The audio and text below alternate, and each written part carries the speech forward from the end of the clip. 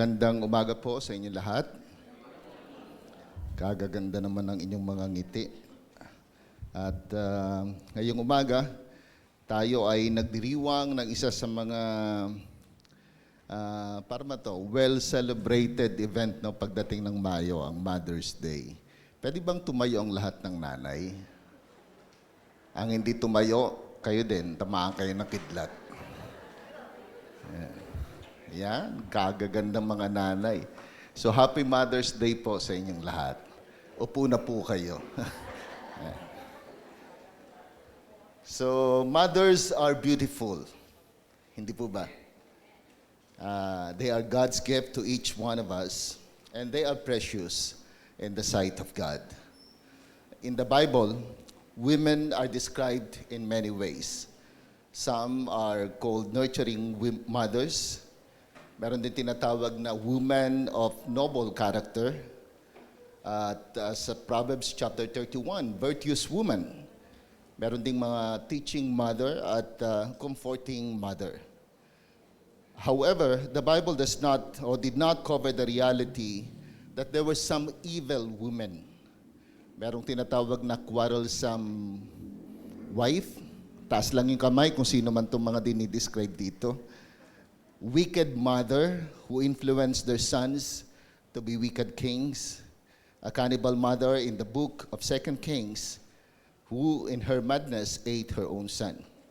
Now kung mapapansin niyo po, there are both positive and negative traits mentioned in the Bible.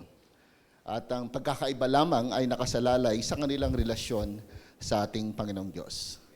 Some women fear and love the Lord, at yung iba naman ay walang pagkatakot o pagmamahal sa ating Panginoong Diyos. May mga babae na hinahayaan na ang Diyos ay kumilos sa kanilang buhay, at may mga babae naman na walang pagtugon sa pagkilos ng Panginoong Diyos sa kanilang buhay. Binanggit ito ng Biblia sapagkat naniniwala ako ng Biblia ay nagpapahayag ng katotohanan. Wala itong tinatago, pinapakita ang maganda at pangit na muka ng anumang paglalarawan sa buhay ng isang tao. Sad to say, not all of us are blessed with a super mom. At yung marahil, yung iba ay medyo mabigat ang inyong mga damdamin at may mga karanasan na hindi maganda sa pagiging magulang. At ganun pa man, no? Ito ang aking panalangin na sa pag-aaral natin ngayong umaga, makita natin ang masaganang biyaya ng ating Panginoong Diyos. Iba-iba ang hamon sa buhay ng mga nanay. May mga nanay na nai-enjoy ng lubusan ng kanilang pagiging nanay.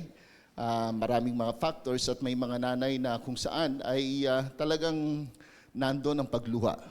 But still, ulitin ko ulit, ito ay sa biyaya lamang na tayo ay makapagpatuloy. So, bago tayo magpatuloy, manalangin po muna tayo. Aming Ama na nasa langit, salamat po.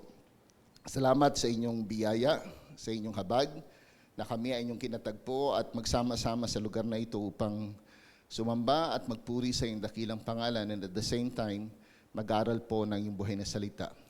Samahan niyo po kami, pangunahan mo po kami, at nawang banal na Espiritu ang siyang kumilos sa buhay ng bawat isa po sa amin. Nanawa sa pag-aaral na ito, tangi ikaw lamang ang siya mabigyan ng kaluwalhatian. Sa pangalan ni Kristo Jesus, ito po ang panalangin. Amen. Noong dalaga pa po si Rosel, nagkaroon siya ng sakit na ovarian cyst.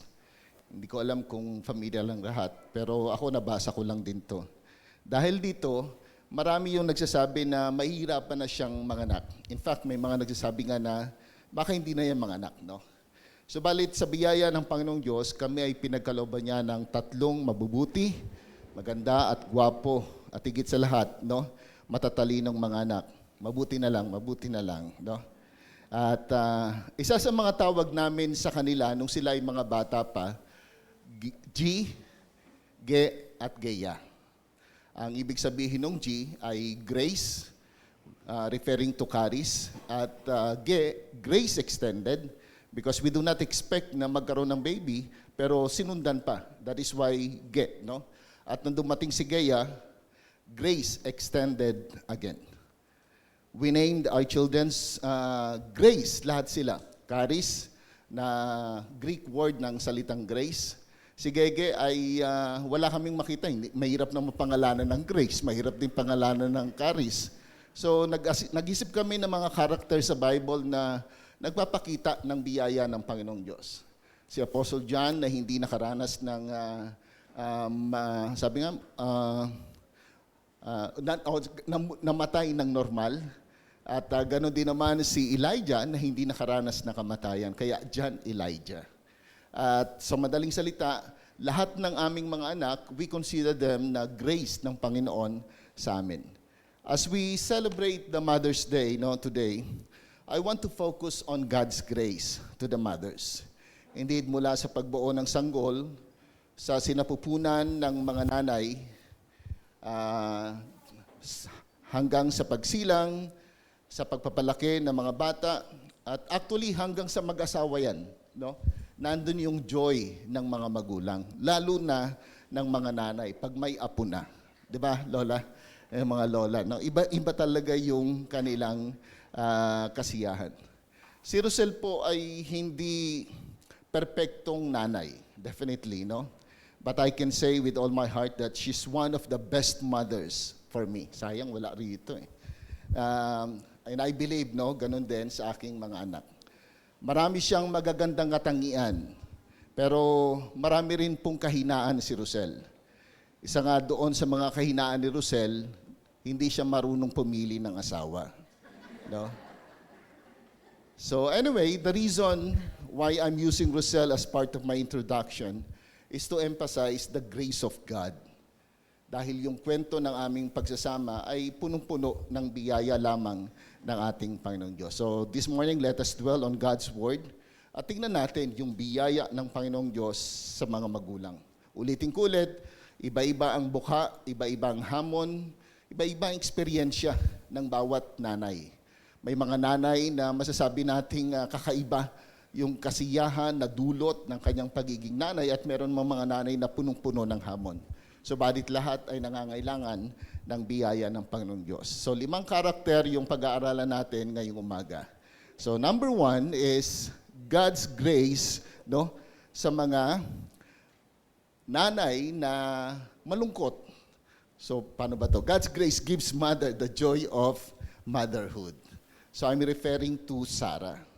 We know Sarah, Si Sarah ay isang baog o hindi magkaanak at noong mga panahon na yon, nung pinakilala si Sarah, siya ay nasa 70 years old na. So sa madaling salita, dumaan ang maraming panahon at pinangakuan siya ng Panginoong Diyos na siya ay magiging ina. Tinuwanan niya, actually natawa siya doon sa balita na siya ay magkakaanak sa kabila ng kanyang pagiging matanda na at walang kakayahan na manganak. But soon, this laughter of disbelief became laughter in joy. In Genesis chapter 21, verse 6, it says, Sarah said, God has brought me laughter, and everyone who hears about this will laugh with me. This is all by God's grace. In Genesis chapter 21, verse 1 to 2, it is very clear about this. Now the Lord was gracious to Sarah, as he had said, and the Lord did for Sarah what he had promised. Sarah became pregnant and bore a son to Abraham in his old age, at the very time God had promised him. Gusto kong bigyan ng diin sapagkat naniniwala ko na marami yung nananalangin hanggang ngayon na magkaroon ng baby. At tulad ni Sarah, parang it took, at least, parang kung ang babae nanganganak ng mga 20s at siya ay during that time 90 years old, can you imagine 70 years of waiting? 70 years of waiting. At sa biyaya ng Panginoon, yung kanyang kalungkutan, yung sakit na naramdaman niya, every time na makakita siguro siya ng sanggol, sapagkat during their times, may napakalaking issue ng pagkakaroon ng anak. Para sa kanila, isang sumpa na ikaw ay hindi magkaanak. Pero nung time na binigay ng Panginoon ang sanggol kay Sarah, imagine niyo yung joy na meron si Sarah during that time. Yung biyaya ng Panginoong Diyos kay Sarah na bigyan na siya ay maging ina, hindi siguro kayang ilarawan ng kahit na sino man. So, Iba yung kasiyahan ng pagiging nanay. I believe lahat ng nanay ay mag-agree po dito, no? Yun pa lamang sa simula ng marinig mo yung heartbeat ng bata sa ultrasound, na parang ginagaya ko, hindi ko magaya eh. Lumalabas parang, buwa, buwa. No? Parang iba yung sound eh, di ba? Meron ba sa inyo doon na nagpapaano, di ba? Pag chine-check ng ganon, iba yung sarap siguro sa damdamin ng nanay. Tapos pag naramdaman mo na sumisipa yung bata, no? Nung sumipa sa akin, ang sakit eh, no? Parang iba yung joy. Kahit na nasasaktan ng nanay, pero iba pa rin yung joy nila. Pag yung time na nagsimula yung pag-aaral, sino sa inyo rito pag hatid nyo sa bata, tapos merong mga quiz bee, merong mga ano, kayo pa yung kinakabahan, di ba? Pero iba yung joy. Pag nakikita mo yung anak mo na habang lumalaki siya, at hanggang sa kanyang pag-aasawa, no? Pag nandun na siya sa altar, at the same time, pag nagkaanak na yan, hindi nababawasan yung kagalakan ng pagiging nanay. What a joy it is indeed, no? Mothers, let me ask you this morning. Masaya ba kayo na kayo ay mga nanay? Parang hindi lahat Mga anak, ano ang dahilan? Bakit hindi masaya ang nanay? What about motherhood that makes you joyful? Meron ba kayong mga mabubuti o wonderful children? Do they reflect God's goodness? Remember, motherhood is God's grace to you. Maaaring iniisip mo na hindi nyo plano ang pagkakaroon ng baby. Si Gege, hindi ho plano yan. At lalo na si Grace, na wala pa naman no?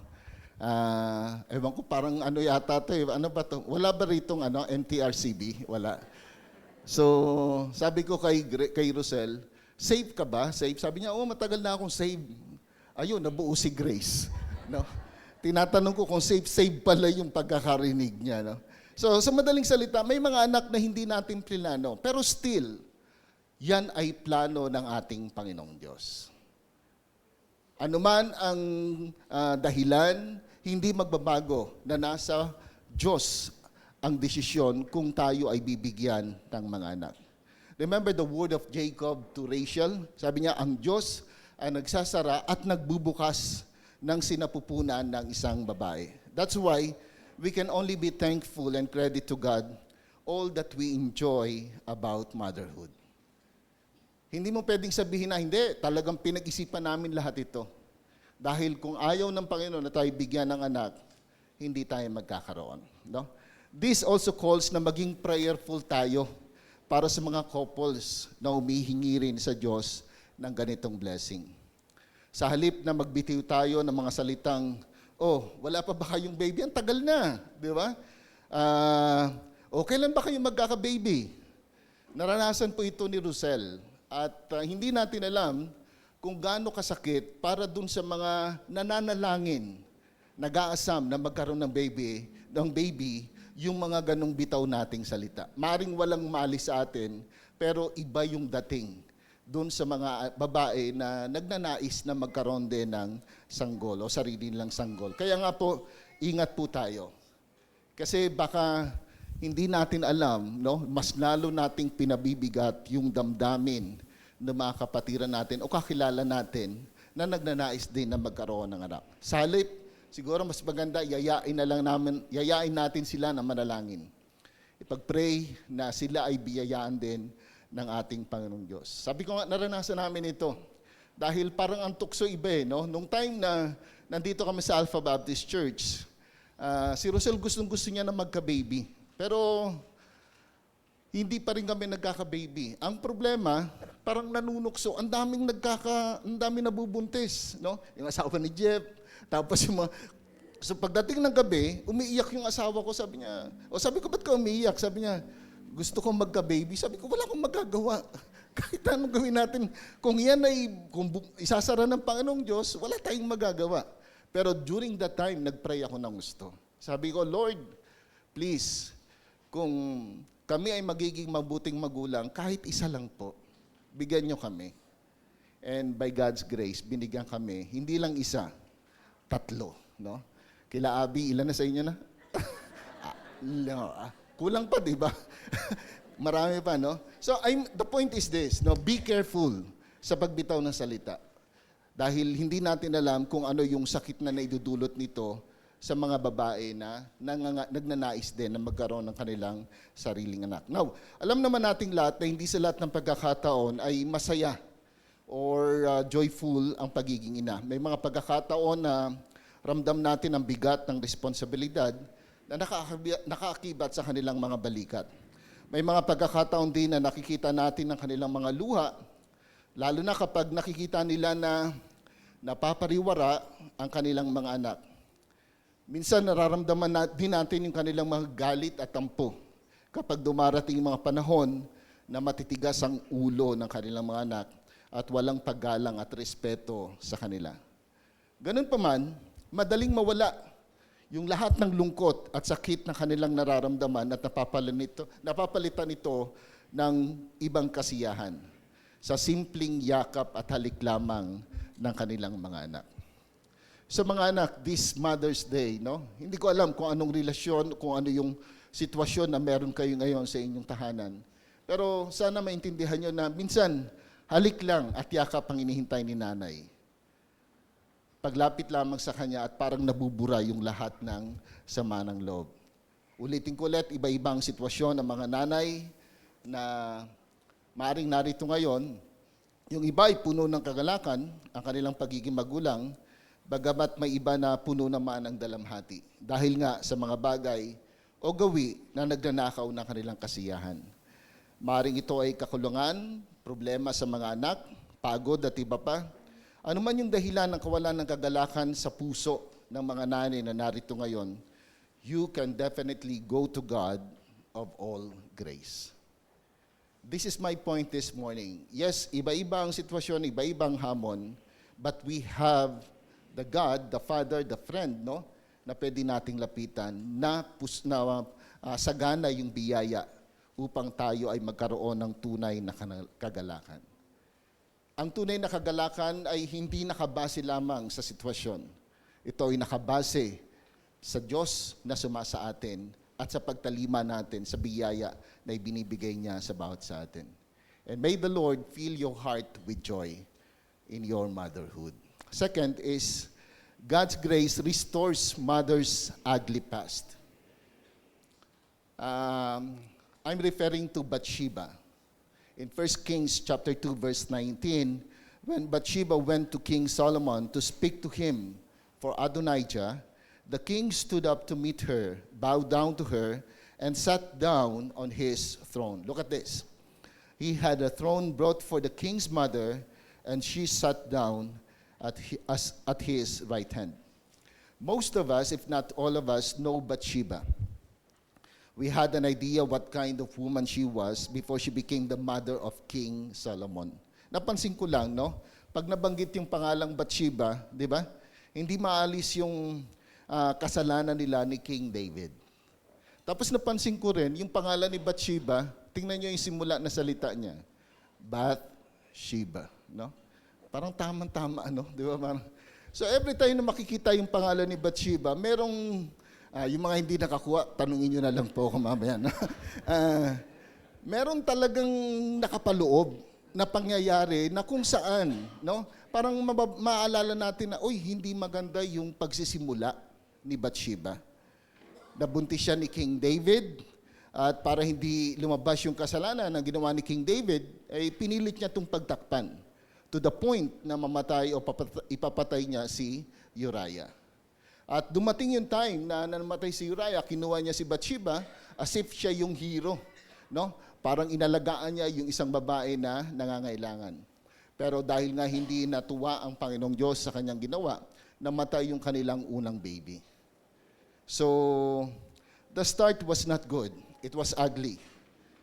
At masasabi natin na si Bathsheba ay merong hindi maganda na nakaraan. Pero alam niyo po, God is in the business of restoring people. Yun yung maganda sa ating Panginoong Diyos. No?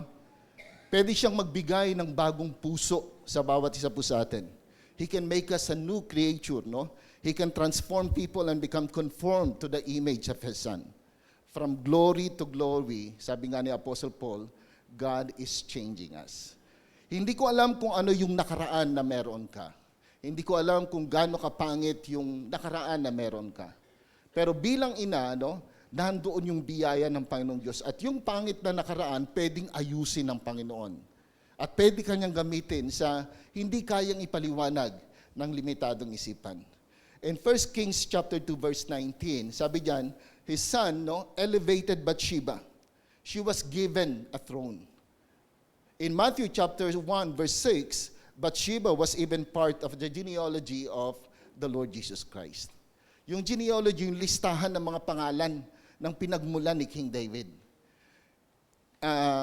Can you imagine, sa pangit na nakaraan na meron si Bathsheba, napasama yung pangalan niya sa listahan kung saan nagmula yung lipi ng ating Panginoong Hesukristo. Sabi doon, and David was the father of Solomon, whose mother had been Uriah's wife. Hindi binanggit yung pangalan ni Bathsheba, but it refers to Bathsheba. Kasi si Uriah yung asawa ni Bathsheba. God indeed can restore people. Gaano man kapangit yung iyong nakaraan, kayang ayusin ng Panginoong Diyos ang iyong buhay. Hindi ko alam, dahil lahat tayo merong kahinaan Lahat tayo merong mga kapintasan sa buhay.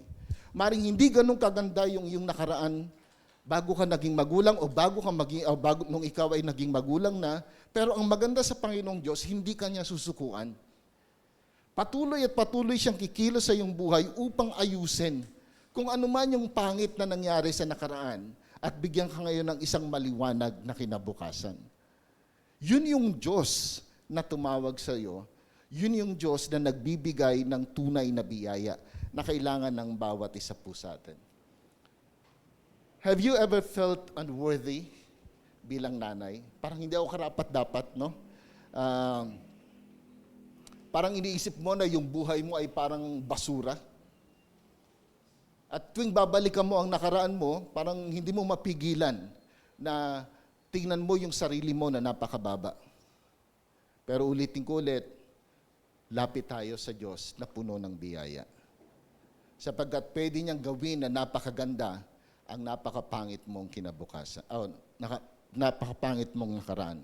Or perhaps you are a son or a daughter of a man who is not yet touched by God's grace. Umasa tayo sa Panginoong Diyos. Mga anak, ipanalangin mo ang iyong nanay. Maaring hanggang ngayon, iniisip mo parang hindi siya yung ideal mother para sa akin.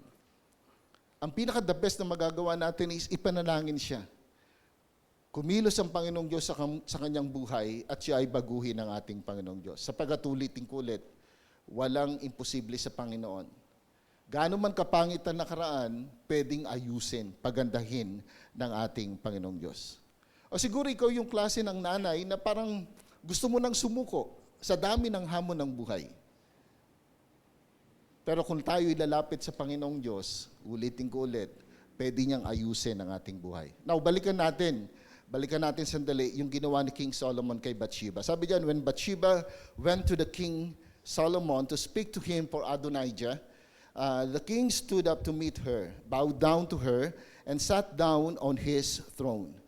He had a throne brought for the king's mother, and she sat down at his right hand. King Solomon honored his mother. Alam niyo po, isa itong bagay na pwedeng tularan ng lahat ng mga anak ngayon dito. Maring hindi perpektong nanay si Bathsheba, pero kung titingnan natin, yung paggalang, yung pagrespeto na meron si King Solomon para sa kanyang ina, maliwanag.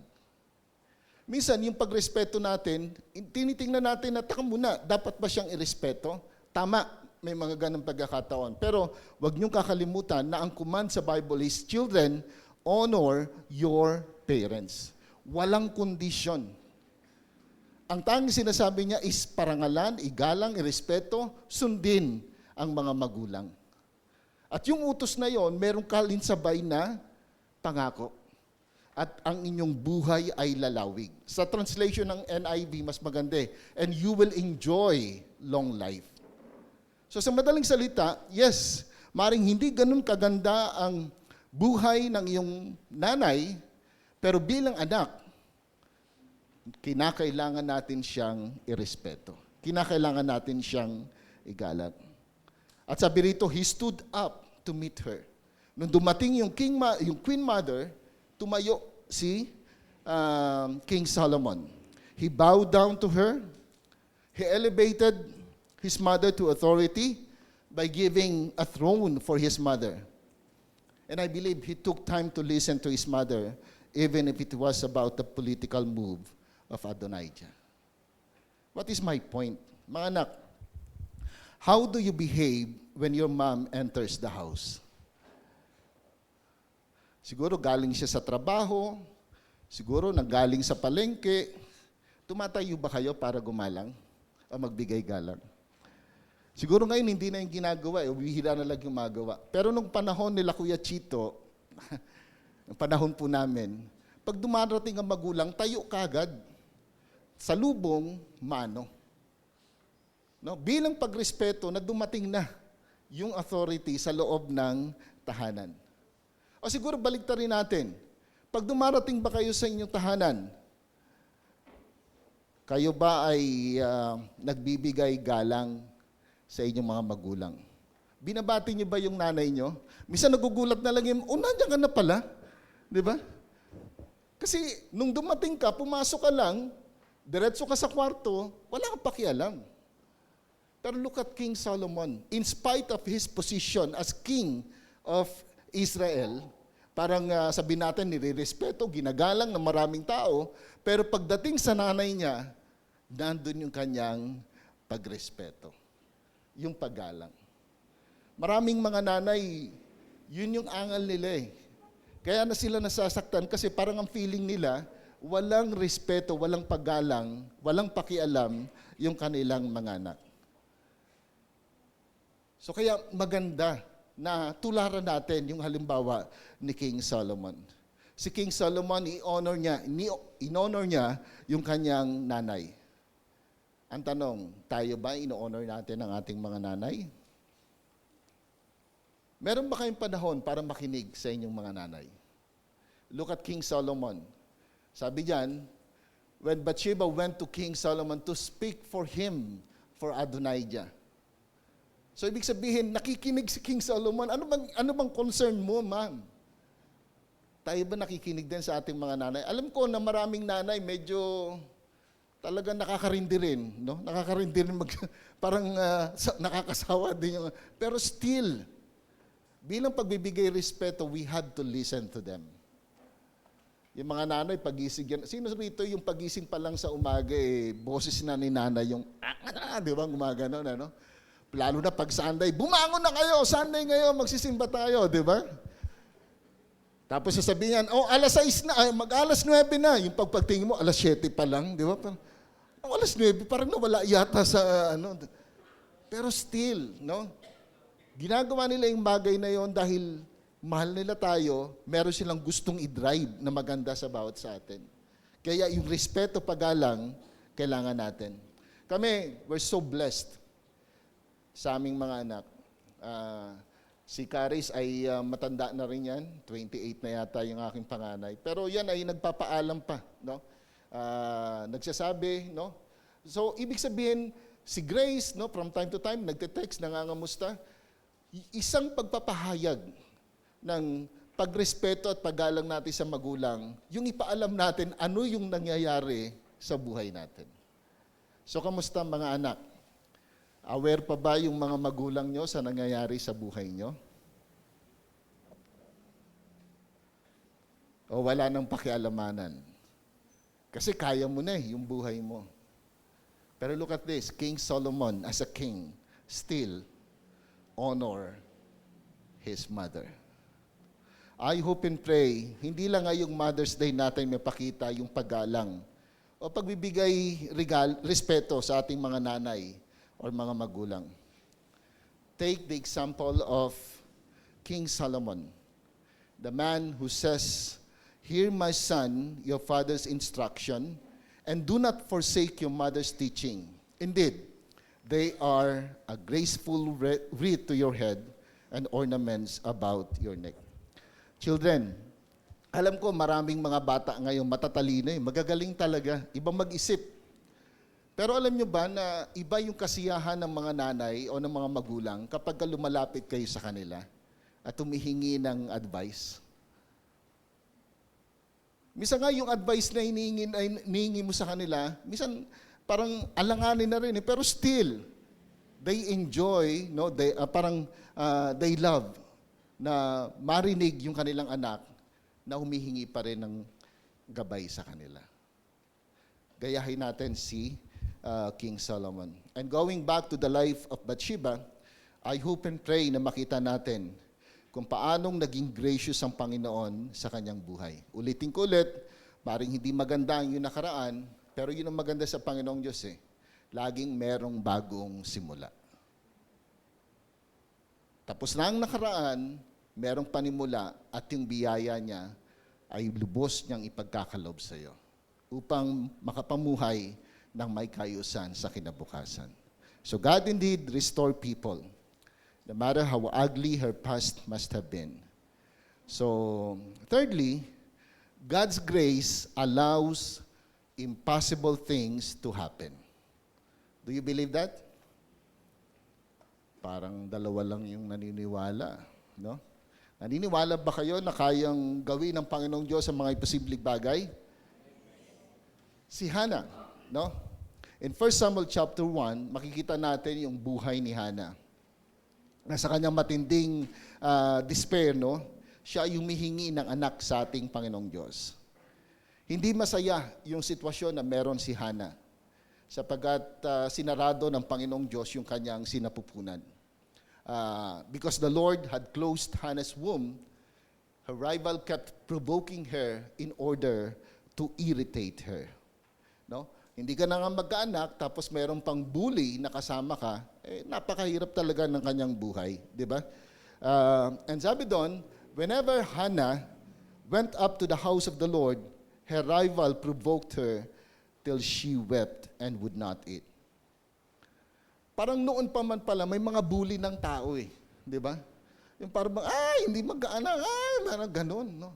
Pero imagine niyo yung pain na nararamdaman ni Hannah during that time. Kasi merong rival Hindi siya magkaanak, tapos meron pa siyang bully na kasama doon sa bahay. So kaya ang tanging ginawa ni Hannah is lumapit sa ating Panginoong Diyos.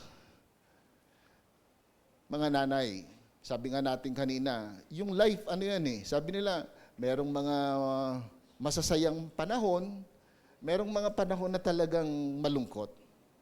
Pero sa lahat ng sitwasyon, no, doon makikita yung relasyon na meron tayo sa Panginoong Diyos. Sa mga panahon na ikaw ay masaya, sa mga panahon na ikaw ay nahirapan, kanino ka pumupunta? Si Hannah bilang nanay, hindi pa siya nanay during that time, nung nararanasan niya yung matinding rivalry with Penina, ang tanging solusyon niya, lumapit sa ating Panginoong Diyos. Listen to this. Our problems reveal the authenticity of our relationship with God. Pinapakita nito kung gaano natin kakilala ang ating Panginoong Diyos. At yung pagkakilala na yon sa Panginoong Diyos ang magdudulot para tayo lubos na magtiwala sa Panginoong Diyos. Look at Hannah. Hindi magkaanak, merong nambubuli sa kanya, nahihirapan siya. Every year, nangyayari yung bagay na to. Hindi pa kinuwento sa Bible yung bawat araw na magkasama sila doon sa loob ng tahanan. Pero doon sa mga ganung pagkakataon, tumawag siya sa ating Panginoong Diyos. At kapag dumating yung panahon, no, na tayo nahihirapan lumapit sa Panginoong Diyos, makikita natin God is enough. And He can make things, and He can make impossible things to happen. Mga bagay na imposible. Sabi nga natin kanina sa umpisa, it is God who closes and at the same time open nung womb ng isang babae. So kaya si Hannah, ang tanging sinabi niya rito, no? Sa verse 18, "May your servant find favor in your eyes." Then she went her way and ate something, and her face was no longer downcast. Medyo malayo ito pero gusto ko lang bigyan din ng diin, no?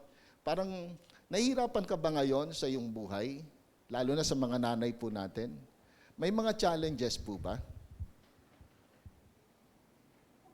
For sure meron, di ba? Pero ang tanong, kanino ka lumalapit? Look at Hannah. Ang tanging ginawa niya is manalangin at pagkatapos nun, parang umayos yung kanyang pakiramdam. Maring hindi pa sinasagot yung panalangin niya, pero kinuha niya yung kanyang pananampalataya na the Lord, the all-powerful God, will work something doon sa sitwasyon na meron siya. And because of that, naging mapayapa yung kanyang buhay.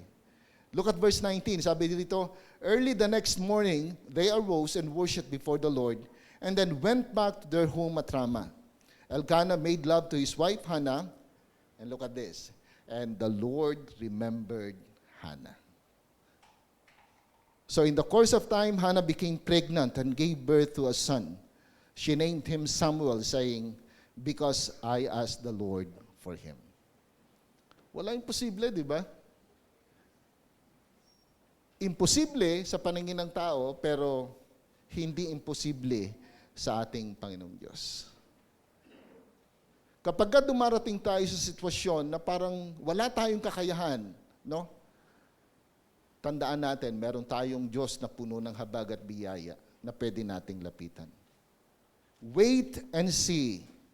Be excited kung ano ang gagawin ng ating Panginoong Diyos. But let's be like Hannah. Number one, know God. Believe in Him. Go to Him, trusting Him completely. Yes, ang ganda ng kwento ni Hannah. Pero sana hindi natin makalimutan yung proseso ng paglapit niya sa Panginoong Diyos. May problema, nanalangin, nagtiwala, umasa, at sinagot ng Panginoon yung kaniyang panalangin. Hindi lamang para sa mga nanay, lahat tayo dumaraan sa mahirap na sitwasyon.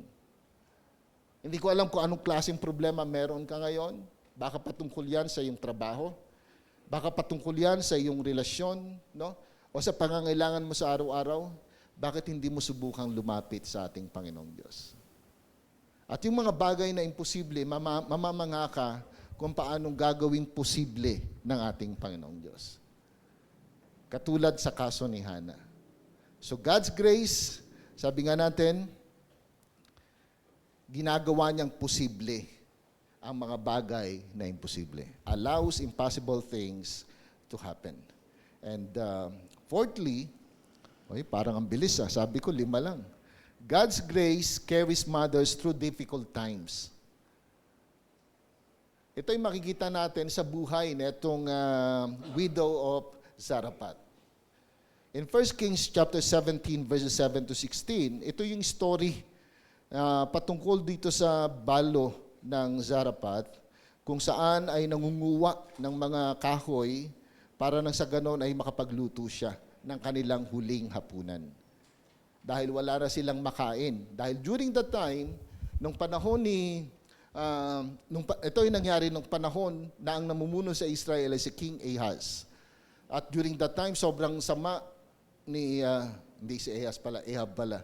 So, sobrang sama ni King Ahab na dahil dito nanalangin si Elijah na hindi umulan ng 3 years.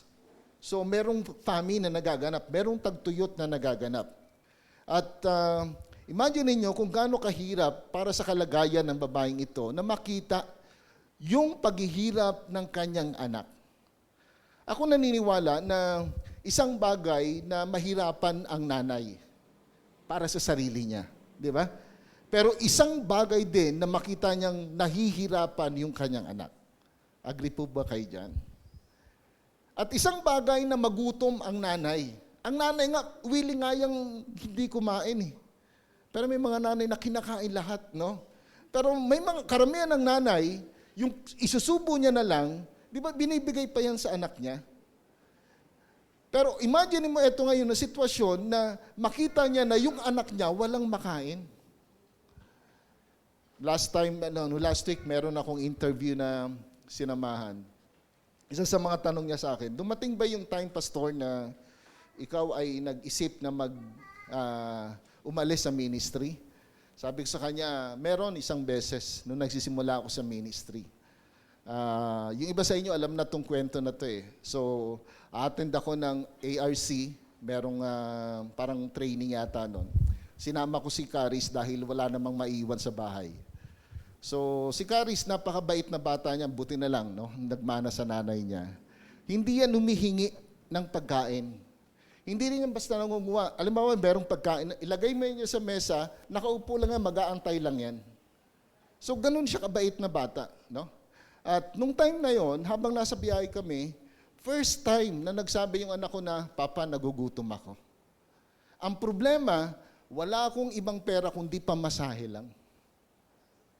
Can you imagine yung bigat na parang dumating sa akin na pambihira. Simpleng pagkain lang hindi ko kayang ibigay sa anak ko. At naisip ko, sabi ko, kung lalabas ako sa ministry, kaya ko naman siguro makipagsabayan eh. Pwede akong maghanap ng trabaho sa iba. So yung pagkakataon na yon, parang hindi ko alam anong gagawin ko sa anak ko para maibsan yung kanyang gutom. Ang ginawa ko, no, kinenta ko, sabi ko gano'n, dahil aircon kami nung pumunta eh. Nakabas na aircon, sabi ko, hindi, mag-ano lang kami, yung tawag dito. Oo, ordinary na lang, para yung konti, may bili lang ng pagkain, para maibsan lang yung kanyang gutom. Isang bagay na ikaw ay magutom, pero isang bagay bilang magulang na makita mo na nagugutom yung anak mo. So balikan natin yung kwento ng widow of Zarephath. Eto siya ngayon, merong famine na nagaganap. Dahil nga walang pag-ulan sa loob ng 3 taon. Wala rin siyang trabaho. Kasi during their times, no, yung lalaki lamang ang nagtatrabaho. Kaya kapag namatay ang asawa nila, yung babaeng balo, kawawa talaga siya. Kaya merong komando sa 1 Timothy chapter 5 na yung mga babaeng balo ay saluhin ng iglesia. Kasi nga, wala silang ibang mapagkukunan ng resources. So, dahil wala na yung asawa niya, hindi rin siya makapunta sa kanyang mga kapitbahay o kaibigan dahil famine nga eh. Lahat sila nahihirapan during that time. So, eto ngayon, meron silang natitirang pagkain niluto para na sa ganun, last meal nila. Eh, pambihira, may dumating na tao, hindi niya kakilala, gusto pang hingin yung last meal nila. Anong gagawin mo? Remember, this widow, sabi nga, hindi to believer. Ang layo ng Israel doon sa kanyang lugar. Pero still, nung time na lumapit si Prophet Elijah, anong ginawa netong widow na ito? Niluto niya at pagkatapos binigyan niya yung tao na humingi sa kanya. Pero tingnan niyo po ito. Dahil sa ginawa niya na yon, gumawa ang Panginoong Diyos ng kababalaghan. Sabi doon sa talata, ginawa nga ng babae ang utos ni Elias at hindi naubos ang pagkain ni Elias at ng mag-ina sa loob ng maraming araw. Hindi nga naubos ang harina sa lalagyan at hindi rin natuyo ang langis sa sisidlan. Tulad ng sinabi ni Yahweh sa pamamagitan ni Elias.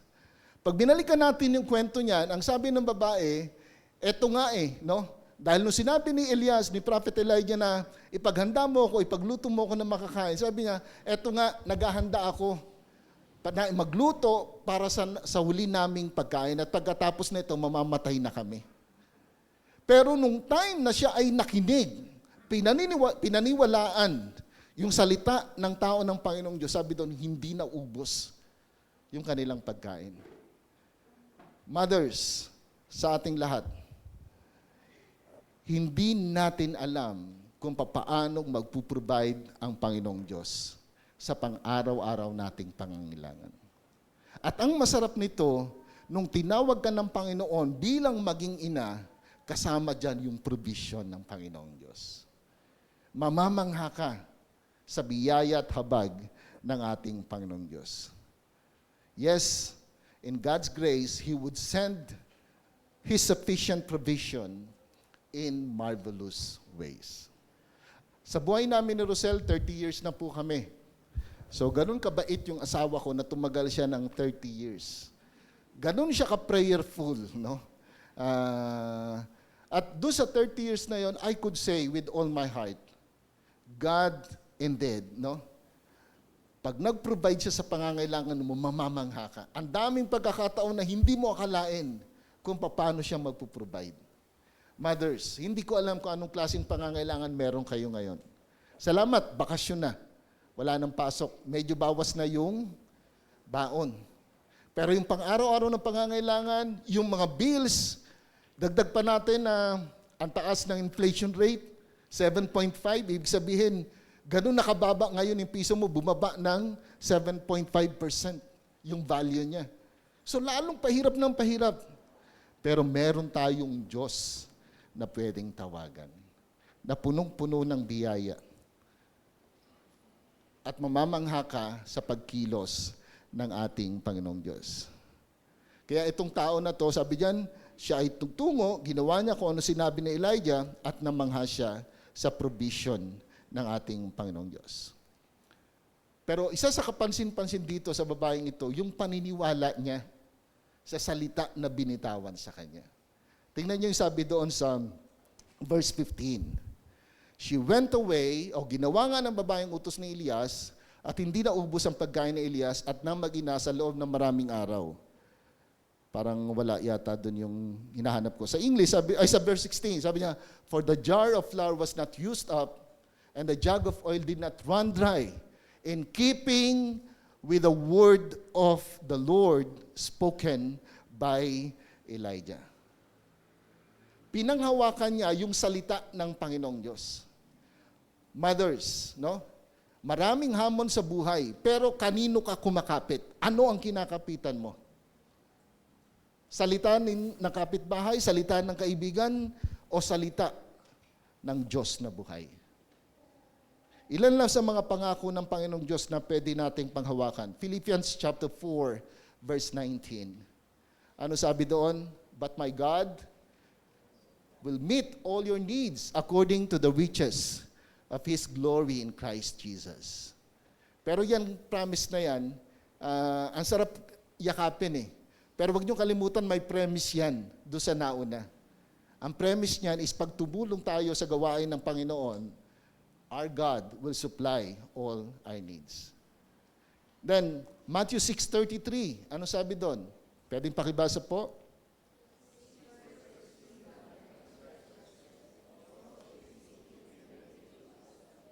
May pangangailangan ka ba ngayon? So ang tendency natin, matukso tayo na kumilos, maghanap kung saan pumunta, makalimutan natin ang ating Panginoong Diyos. Psalm 41 verse 3, the Lord sustains him on the sick bed. In his illness, you restore him to full health. At napakarami pang passages na pwede nating panghawakan na sa oras ng pangangailangan, pwede tayong dumirekta, lumapit sa Diyos na puno ng biyaya. Anong pangangailangan meron ka ngayon? Bakit hindi mo subukang manalangin? Ba't hindi mo subukan na umasa sa Panginoong Diyos? At katulad ng widow of Zarephath, no? Umasa tayo, panghawakan natin yung salita ng Panginoong Diyos. Manalig tayo na totoo ang Diyos. Sabi nga ni Apostle Paul, ang yes ng Panginoong Diyos ay yes at hindi nagiging no. So pag sinabi niya, gagawin niya yon. At itong mga talata na ating binasa, ilan lamang sa mga talata na nagpapahayag ng pangako ng ating Panginoong Diyos. He will not necessarily na tanggalin ka ng Panginoong Diyos sa iyong mahirap na kinalalagyan.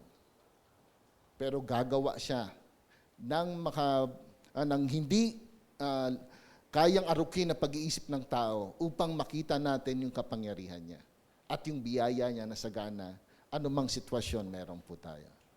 So mothers, ito yung masarap. Ang biyaya ng Panginoong Diyos ay tumutugon, tumutulong, dadalhin tayo sa mga mahihirap na sitwasyon. And lastly, dito ko gustong bigyan ng diin ang ating pag-aaral ngayong umaga. God's grace equips mothers unto godliness. Mothers, God's grace equips mothers unto godliness. At ang napili nating karakter dito, walang iba kundi si Eunice. Si Eunice is the mother of Timothy. Kung saan naman na naging batang pastor na minentor naman ni Apostle Pablo. Sa sulat ni Apostle Pablo sa 2 Timothy chapter 3 verse 14 to 15, tingnan niyo po ito. But as for you, continue in what you have learned and have become convinced of, because you know those from whom you learned it, and how from infancy you have known the Holy Scriptures, which are able to make you wise for salvation through faith in Christ Jesus. Napansin niyo po yung isang phrase doon. Sabi doon, how from infancy you have known the Holy Scriptures. Paano nangyari yon? Dahil kay Eunice. Dahil sa kanyang mother. Yung implication na itong nanay na ito, no, minold niya yung kanyang anak sa salita ng Panginoong Diyos. Sa murang isipan ni Timothy, nandoon si Eunice. Intentionally, tinuruan niya yung kanyang anak. Ito ay pagtupad doon sa dakilang utos na ibinigay ng Panginoon sa mga Israelites, yung Shema. Sa Deuteronomy chapter 6 verses 4 to 7, ang sabi rito, Hear, O Israel, the Lord our God, the Lord is one. Love the Lord your God with all your heart and with all your soul and with all your strength. These commandments that I gave you today are to be on your hearts. Impress them on your children. Talk about them when you sit at home and when you walk along the road, when you lie down and when you get up. Yung Shema ay nagpapakita ng puso ng Panginoong Diyos sa kung paanong dapat tayo maging magulang sa ating mga anak. Yung naunang verses diyan, ang sabi ni Moses, sabi ng Panginoong Diyos through Moses, turuan ninyo yung inyong mga anak na makilala ako. Kilalanin ako ng aking mga anak, o ng inyong mga anak. Turuan nyo sila na mahalin ako ng inyong mga anak. So directly, ang command ng Panginoong Diyos, bago sila pumasok ng promised land, ay dun sa mga parents. Turuan ninyo yung inyong mga anak, kilalanin ng Diyos, mahalin ng Panginoong Diyos, upang sila ay magkaroon ng pagkatakot sa ating Panginoong Diyos. Pero magagawa lamang yan ng magulang, magagawa lamang natin yan mga nanay, kung tayo din ay merong pag-ibig sa ating Panginoong Diyos. Before they can impress them on their children, no, dapat nandun din yung pagmamahal nila sa ating Panginoon. Because kung hindi mo mahal ang Panginoong Diyos, I believe hindi mo gagawin na maging intentional ka sa pagtuturo sa iyong mga anak na sila ay lumapit, tumawag sa ating Panginoong Diyos. Kasi marami pang mga bagay na gusto mong gawin. Bukod doon sa pinaka-numero unong responsibilidad na meron ka bilang nanay, bilang magulang. At yung pagtuturo na ito, hindi ito overnight. It is a process. Kaya nga, nakahiga ka, nakaupo ka, nakatayo ka, ano man ginagawa mo, turuan mo ang iyong mga anak na mahalin ang ating Panginoong Diyos. Kaya kung wala sa atin, yung pagmamahal na yon, mahirap din na ibigay o ituro sa ating mga anak. Mothers, you cannot give what you do not have. If you want your children to love the Lord our God with all their hearts, mind, soul, and strength, dapat tayo muna, makita muna sa atin. In 2 Timothy chapter 1 verse 5, sabi doon, I am reminded of your sincere faith, which first lived in your grandmother Lois and in your mother Eunice, and I am persuaded now lives in you also. So sa life ni Timothy, as the young pastor of Ephesian Church, ang laking bagay pala nung buhay nung nanay niya. Yung pagpapalaki ng nanay niya, di ba? Parang naging instrumento si Eunice para sa Timothy ay magkaroon ng pagmamahal sa ating Panginoong Diyos.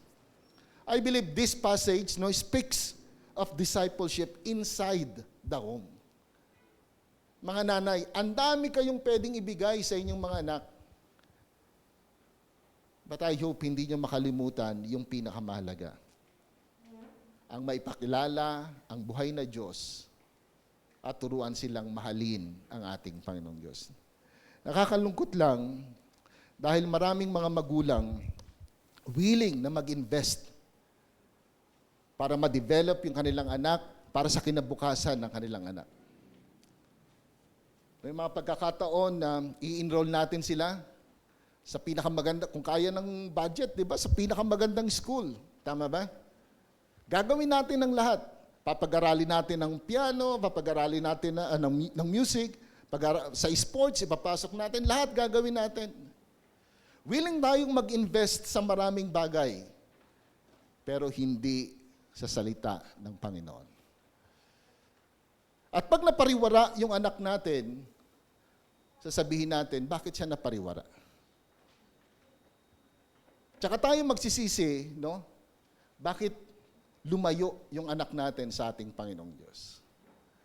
Sapagkat nung time na meron tayong pagkakataon, lalo na nung sila'y mga bata pa, ayaw nating dalhin sa church kasi magulo. Kaya sabi ko doon sa aming young couples, dalhin nyo lang yung mga anak nyo. Hindi dapat maging hadlang yung bata sa pagdalo ng church. Unfortunately, nagiging palusot ng marami.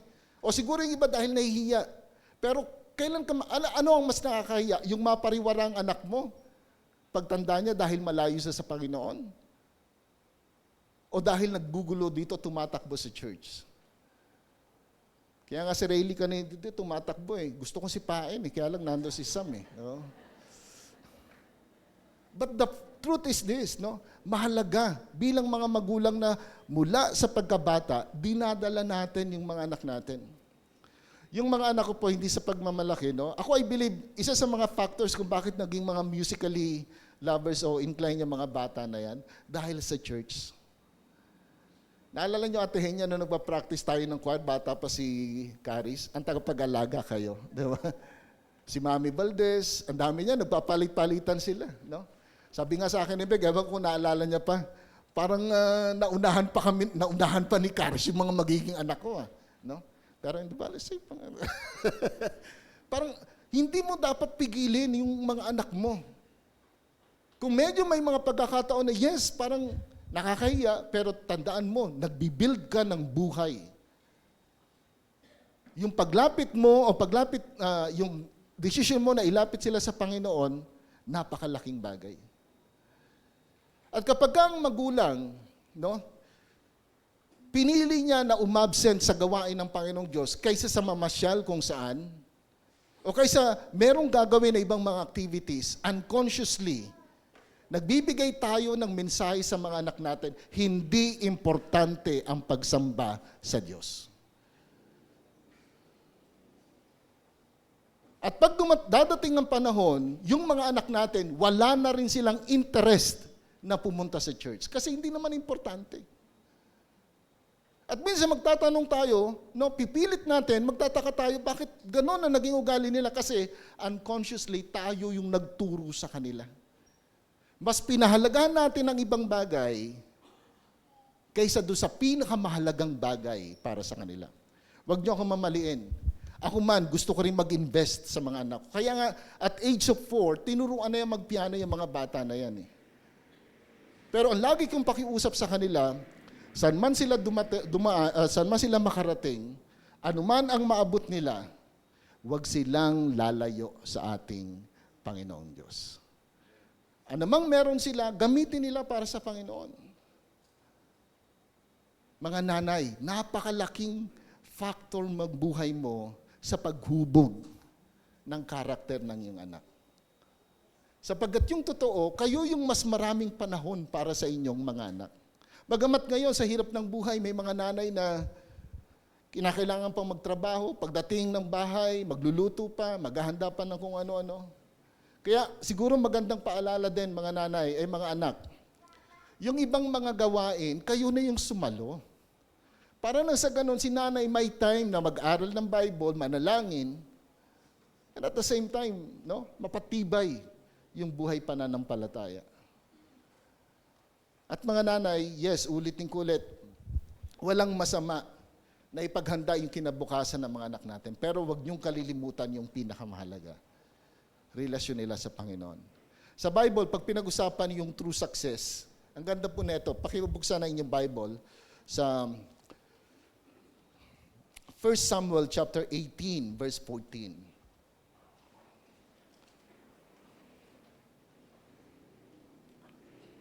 Sabi diyan sa passage na yan, David was, 1 Samuel chapter 18, verse 14.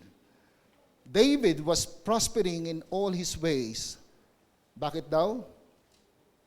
Sa mga nakakita na po, anong dahilan bakit siya pinagpapala sa lahat ng kanyang ginagawa?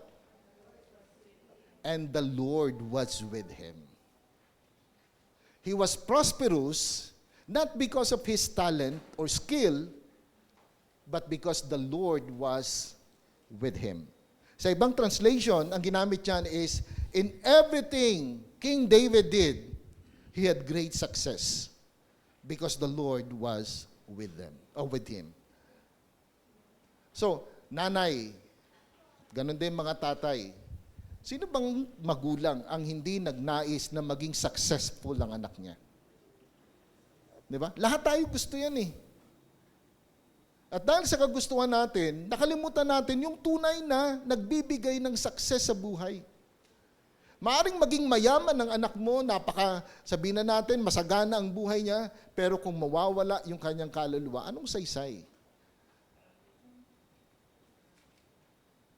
Maaring sabihin na natin na siya ay maging professional, sikat na inihero o ano paman na profesyon, pero kung wala siya sa Panginoon, anong saysay? So today, as we celebrate Mother's Day, let's imitate the example of Eunice. Parang gusto yata matikman. Tingnan natin yung buhay, no? Parang nawala tuloy. Pero alam niyo, may iba lang ako. Naalala niyo yung Panginoong Hesus nung time na tinuturuan niya yung mga apostles about, ano ba to? Yung divorce.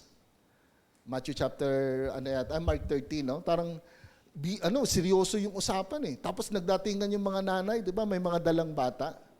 Tapos gusto nila ipa-bless sa Panginoon. Anong ginawa ng mga apostles? Pinigilan nila yung mga bata. Nagalit ang Panginoon. Hindi siya nagalit sa mga batang magugulo, nagalit siya dun sa pumipigil sa mga bata. So tuloy lang. No? Bigay niyo yan, todo nyo. Sige. So, going back dito sa sinasabi natin, yes, I salute yung mga nanay na nandun yung pagsusumikap para masigurado yung magandang kinabukasan ng kanilang mga anak. Pero I hope, huwag niyong kalimutan yung pinaka-numero unong responsibilidad na meron tayo at pribilehiyo na ipakilala si Kristo sa ating mga anak. Turuan silang mahalin ng Panginoong Diyos at magkaroon ng pagkatakot sa Panginoon. At lahat ng ito sa sarili natin, imposible. Biyaya lamang ng Panginoong Diyos upang tayo ay magkaroon ng isang pagnanais, no? Desisyon na dalhin ang ating mga anak sa mas malapit na relasyon sa ating Panginoong Diyos. Iba-ibang muka ng nanay. May mga nanay na masaya, may mga nanay na hindi kasiyahan, may mga nanay na puno ng hamon ng buhay. May mga nanay na mapalad para sa mga anak nila na nagtagumpay at may mga nanay na masama o hindi masama, malungkot dahil napariwara ang kanilang mga anak. Anumang sitwasyon na meron tayo, gaano man ang pagtatagumpay o pagkabigo na meron tayo, lahat tayo nangangailangan ng biyaya ng Diyos. At ang masarap, sapat ang biyaya ng Diyos sa inyong lahat, mga nanay. Sa lahat sa atin. Ang kailangan lamang lumapit tayo sa ating Panginoong Diyos. Katulad ni Sarah, yung kanyang kalungkutan ay pinalitan ng kagalakan sa biyaya ng Panginoong Diyos. Katulad ni ng babaeng widow, yung kanyang pangangailangan, tinugunan ng ating Panginoong Diyos. Pero yung pinakagusto ko, si Eunice. Naging intentional siya sa pagtuturo, sa paghahanda sa kinabukasan ng kanyang anak. So mga nanay, I hope and pray that this simple message will challenge you, remind you of the importance of your part sa paghubog sa buhay ng ating mga anak. At masarap nito, hindi ka nag-iisa. Ang biyaya ng Diyos ay sagana para sa iyo. Tulungan tayo ng Panginoon. Tayong lahat ay manalangin. Aming Ama na nasa langit, muli maraming salamat po sa iyong buhay na salita. Salamat sa inyong biyaya na sagana. Dalangin namin na nawa, ikaw ang siyang kumilos sa buhay, patuloy na kumilos sa buhay ng aming mga nanay. Tulungan mo po sila, Ama. Hindi biro ang responsibilidad, ang obligasyon na meron sila. Pero hindi rin kayang tawaran ang pribilehiyo na binibigay mo sa bawat nanay na maging instrumento mo sa paghubog sa buhay pananampalataya ng kanilang mga anak. At sa mga kapatiran namin na narito ngayon na patuloy na nananalangin na mabuksan ang kanilang sinapupunan, kahabagan niyo po sila, Ama. Ang panalangin namin na sa inyong biyaya, maranasan nila ang inyong habag, ang inyong provision na sila man ay magkaroon din ng mga anak. Lord, we trust in you, we believe in you, O God. And alam namin naman na kailanman, ikaw ang Diyos na lagi nakikinig at tumutugon sa aming mga panalangin ayon sa inyong kalooban at sa inyong tinakdang panahon. Sa pangalan ni Kristo Jesus, ito pa ang panalangin. Amen.